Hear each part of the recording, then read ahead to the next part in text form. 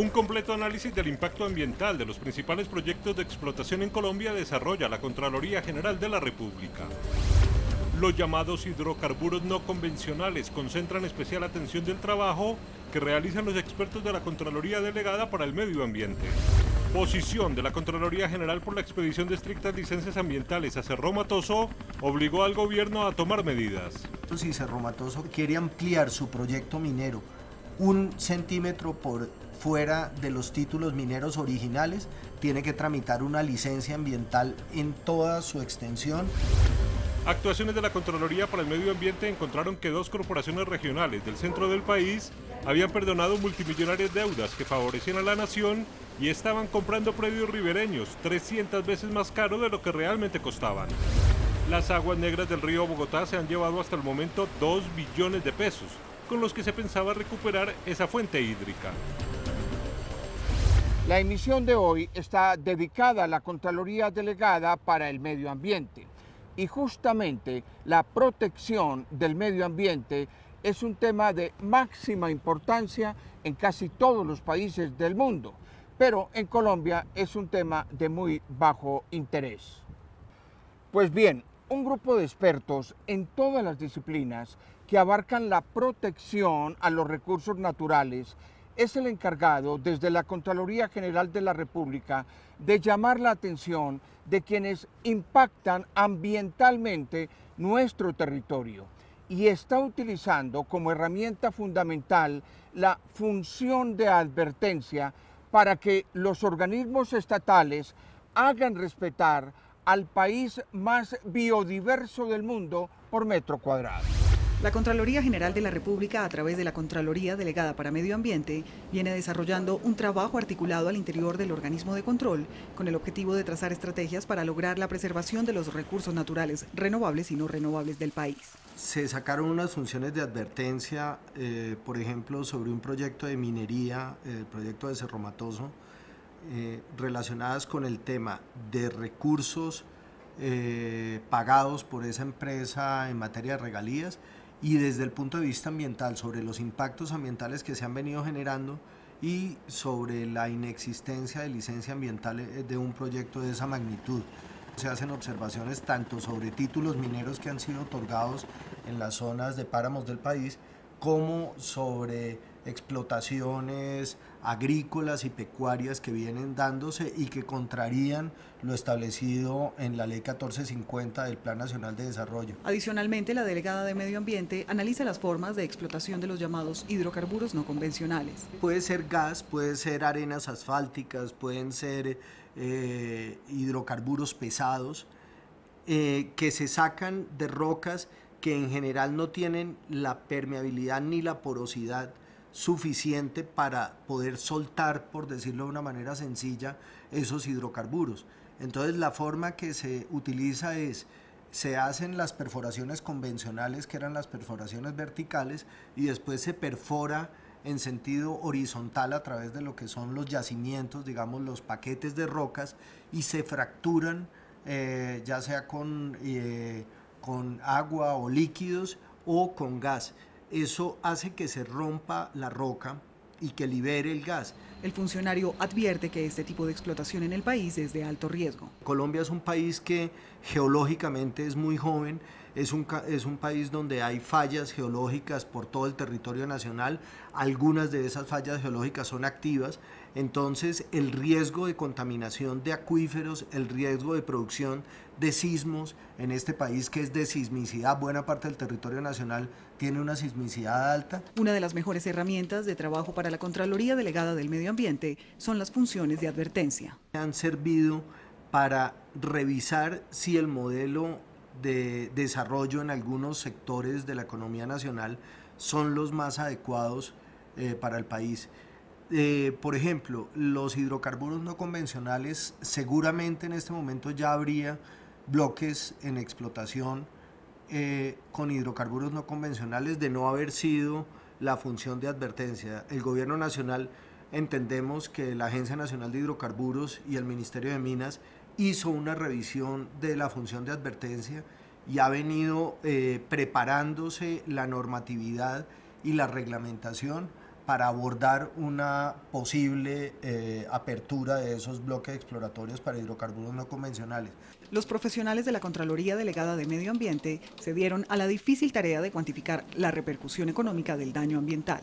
Estimar cuánto cuesta un árbol, no por su madera, sino por los servicios que presta la sociedad, es un tema complejo. Se han hecho ya algunos ejercicios en unas regiones del país donde se ha estimado cuánto puede ser el daño a los recursos públicos por no tomar las medidas adecuadas por parte ya sea de las autoridades ambientales, de las autoridades municipales o de los sectores productivos, cuál puede ser el detrimento patrimonial.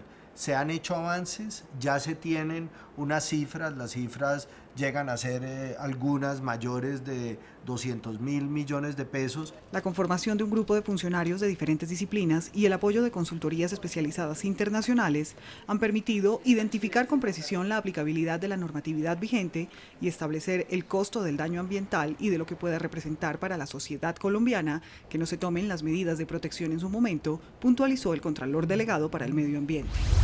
Una de las explotaciones mineras más grandes en nuestro país desde hace varias décadas es Cerro Matoso.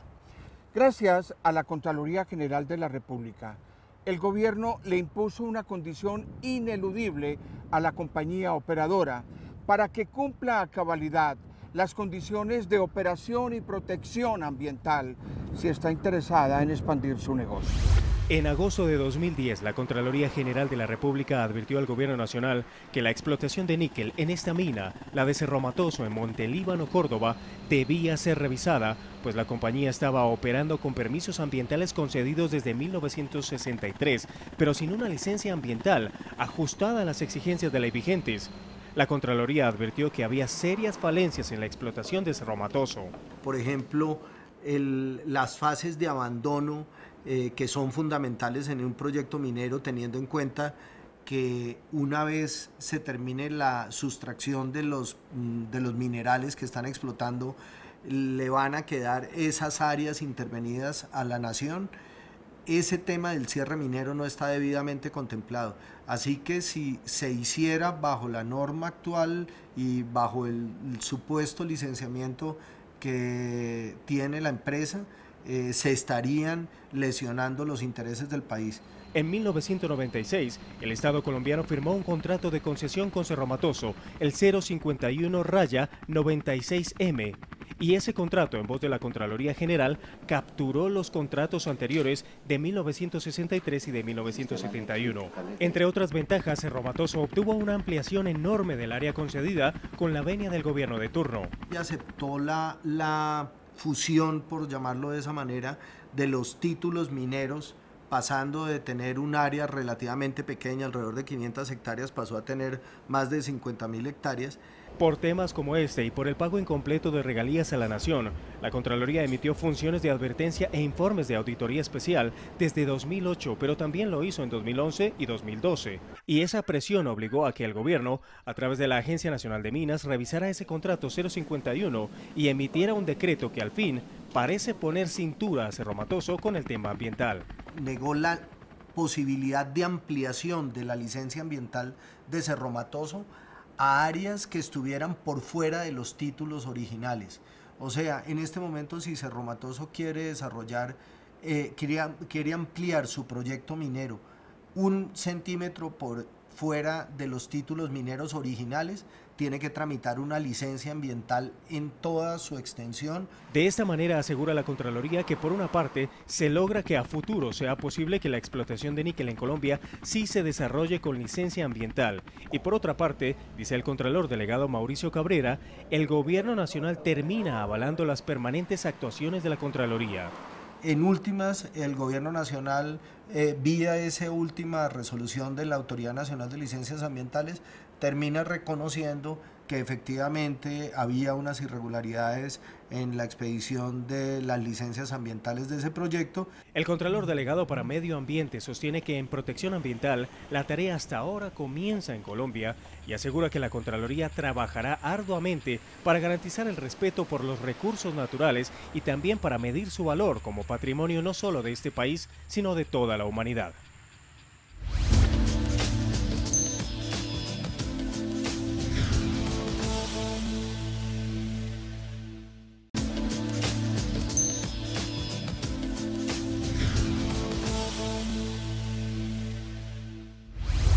La actuación de la Contraloría General de la República le permitió a la Nación recuperar 14.000 millones de pesos de una multa que fue presuntamente condonada de manera equívoca por parte de la Corporación Autónoma de Boyacá a una de las siderúrgicas más grandes del país que opera en ese departamento. Acerías Paz del Río S.A. es la segunda empresa del país en explotar y transformar los minerales de hierro, caliza y carbón en productos de acero.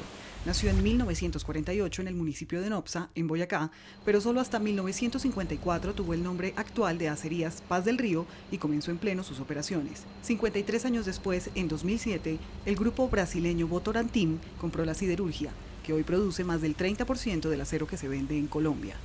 Pero antes de la compra de la firma brasileña, las cosas ya marchaban mal, pues en 2006 la Corporación Autónoma Regional de Boyacá, Corpo Boyacá, descubrió serios incumplimientos de Paz del Río en materia de emisiones contaminantes y la sancionó.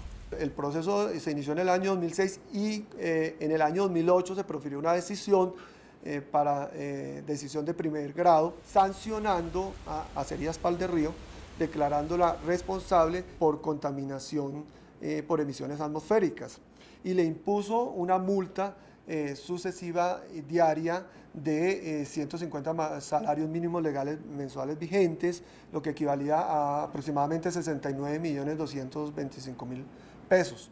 En total, la multa fue de 14.000 millones de pesos. Sin embargo, la empresa no pagó el dinero porque no consideró justa la sanción.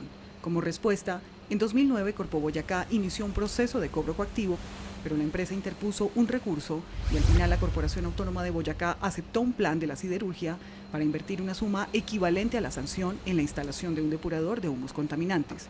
De todos modos, la multa no fue pagada. La corporación consideró que era más importante la protección del medio ambiente que el mismo pago de la multa, y que ese dinero que debía pagar Acerías Paz del Río contribuiría en mejor medida a el cumplimiento del proyecto depurador de humos para los convertidores. Haciendo alusión a una figura de la novación, consideró que se había sustituido la obligación de la multa por esta obligación de cumplimiento del plan o proyecto que yo les menciono. Es ahí donde interviene la Contraloría General de la República, que a través de una actuación especial de la delegada de Medio Ambiente, no solo puso en evidencia el no pago de la multa por parte de Acerías Paz del Río, sino que fue más allá y cuestionó la competencia misma de Corpo Boyacá para tomar una decisión como la condonación de una sanción millonaria con la que se debería reparar a la nación por daños al medio ambiente. La Contraloría consideró que estas argumentaciones realmente no estaban ajustadas a derecho, en el sentido de que la figura de la novación no cumplía con todos los requisitos de ley, porque además que la obligación de hacer el plan de cumplimiento y el mejoramiento de los convertidores ya estaba definida en la primera resolución que definió la corporación. Y por otro lado, porque realmente es cuestionable la facultad o la competencia que pueda tener en la corporación ya dentro de un proceso de cobro coactivo de condonar una deuda que realmente debe conducir a que se cobre y ingresen los dineros al erario público. La delegada para el medio ambiente calificó como presunto detrimento patrimonial los 14.000 millones de multa, que fueron impuestos hace 7 años y que hoy todavía no han sido pagados por parte de la empresa. Pero si por Boyacá llueve, por Cundinamarca no escampa, en materia de desaciertos que ha descubierto la Contraloría Delegada para el Medio Ambiente en las corporaciones regionales. Presten atención a este tema. La CAR compró predios en municipios del departamento de Cundinamarca, pero la Contraloría General de la República halló que la corporación pagó por estos predios 200 y hasta 300 veces más de su precio real, por cuanto eran zonas ribereñas y nacientes de páramos de agua que abastece a los habitantes del centro del país. En 1993 el Congreso colombiano aprobó la Ley de Medio Ambiente y por mandato del artículo 111 de esa ley, la Corporación Autónoma Regional de Cundinamarca, la CAR, tuvo que hacer en conjunto con varios municipios una importante gestión que fue motivo de una actuación especial de la Contraloría General. Adquirir predios con el objeto de conservación de fuentes hídricas abastecedoras de acueductos. Es decir, comprar terrenos que fueran considerados como patrimonio ambiental de la nación por incluir fuentes de agua capaces de abastecer a Bogotá. En total, la CAR aportó más del 75% para la compra de 9 predios en varios municipios. Entre ellos Villapinzón, La Calera, La Vega, San Bernardo. Pero la Contraloría encontró serias irregularidades en la compra misma de los predios, pues el valor que se había pagado era entre 200 y 300 veces superior al precio que se debía haber pactado. Nosotros nos sustentamos para hacer nuestra valoración en la base de datos de la Superintendencia de Notariado y Registro, en el análisis y valoración de los certificados de tradición y de libertad de predios circunvecinos que permiten dar un elemento de referencia para saber el valor comercial de los predios. Y uno de los casos más significativos se dio en La Calera. En el año 2010, la CAR pagó 900 millones de pesos por un predio que 3 años antes, es decir, en 2007, un ciudadano había comprado por solo 16.800.000 pesos. Según la Contraloría Delegada para el Medio Ambiente, esta diferencia se debió a que en la primera compra no se tuvieron en cuenta criterios de reserva forestal que luego en 2009 hicieron que cada hectárea fuera valorada en 11.500.000 pesos. Sin embargo, a este criterio de 2009 se le añadió uno más que no debió incluirse. En el año 2010 se hace la misma valoración del área de reserva forestal, pero ya no de 11 millones sino de 5 millones, pero se introduce el elemento de la área agropecuaria valorada en 18 millones de pesos la hectárea. Área agropecuaria en este caso quiere decir que el predio tiene un mayor valor por su supuesta capacidad de aprovechamiento para actividades económicas, cosa que justamente era ilegal para el predio que se estaba comprando, pues se trata de una zona que no podía ser explotada, sino preservada. Esta adquisición se realizó a través de convenios administrativos con los municipios y creemos que la corporación que aportaba el mayor número de recursos para la adquisición de los predios debía estar alerta y atenta en el control de los precios. Como fruto del trabajo auditor, la Contraloría Delegada para el Medio Ambiente valoró los hallazgos en 4.656 millones de pesos. En este momento se están haciendo los trámites en la Delegada de Investigaciones y Juicios Fiscales para la apertura de un proceso de responsabilidad fiscal.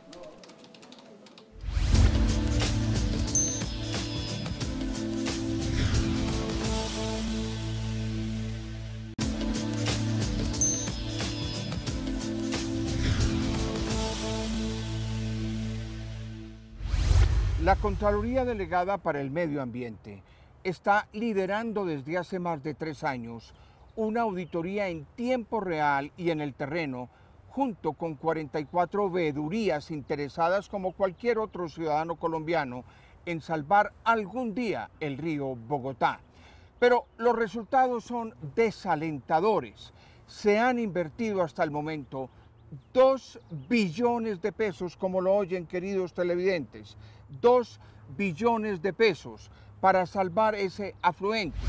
En materia de medio ambiente, Colombia ostenta varios récords. 2 de ellos, ser el país más biodiverso del planeta y contar al mismo tiempo con el río más contaminado y más tóxico del mundo, el río Bogotá. Desde 1993 se emprendieron programas y planes de recuperación del que es considerado el principal afluente de la principal ciudad de Colombia. Se han invertido cuantiosos recursos porque estamos hablando de inversiones desde casi la mitad del siglo pasado. Digamos, a partir del 93, la definición también de muchos recursos con recursos incluso de préstamo, de recursos del Estado casi por 7, 8 billones de pesos. La idea es lograr que estas aguas vuelvan a tener este mismo tono cristalino que presenta el río Bogotá en su nacimiento. Y para ello funciona una moderna planta de tratamiento al occidente de la Sabana, en inmediaciones de la capital del país. Podría decirse que ese lugar es la mitad del recorrido del río, desde su nacimiento en Villapinzón hasta su desembocadura en Girardot, Cundinamarca. Es decir, en ese lugar el río viene contaminado por los vertimientos de las curtiembres o procesadores de cuero. Mediante procesos químicos y de oxigenación se intenta purificar el agua del Bogotá y regresa a su cauce, donde se vuelve a contaminar gracias a los vertimientos de aguas maltratadas de los cultivos industriales y de otras curtiembres del sur de Bogotá. Finalmente no agregan valor en la medida en que hay una coordinación en la gradualidad de la inversión. Entonces, tal vez puntualmente adelantan una acción, pero si vas a echar agua limpia a algo que ya está sucio, ahí no hay realmente una efectividad del gasto.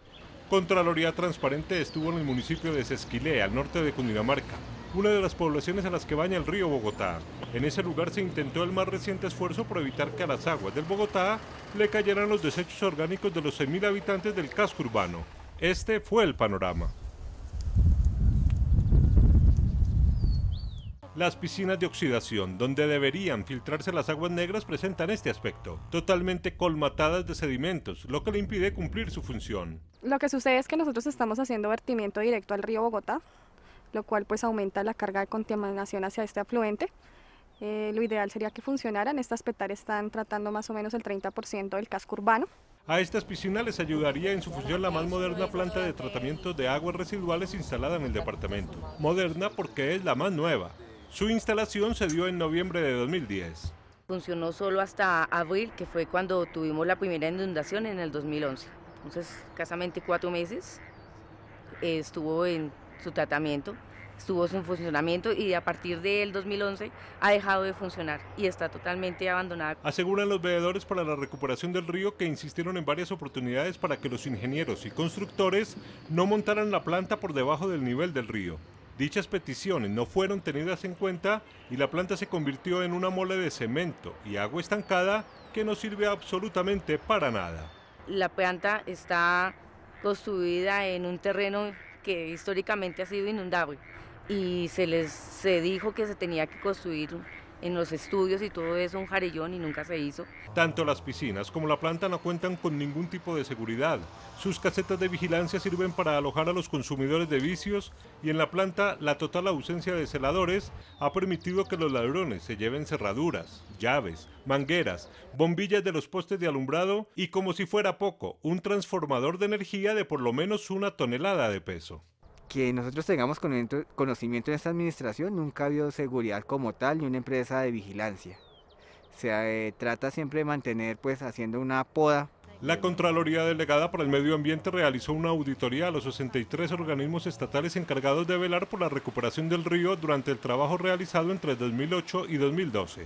En ese aspecto los resultados también son desalentadores. Fueron un total de 28.000 millones de hallazgos fiscales, dentro de los que están los aproximadamente casi 3.000 millones de la planta de Sesquilé que menciona, donde está en general tienen que ver mucho con la operación de plantas y el pago con recursos del Estado de erogaciones que corresponden pues a todos los que contaminamos el río. Sí persiste la falta de coordinación y de articulación de las políticas públicas para salvar al río Bogotá, que fueron encontradas por la Contraloría.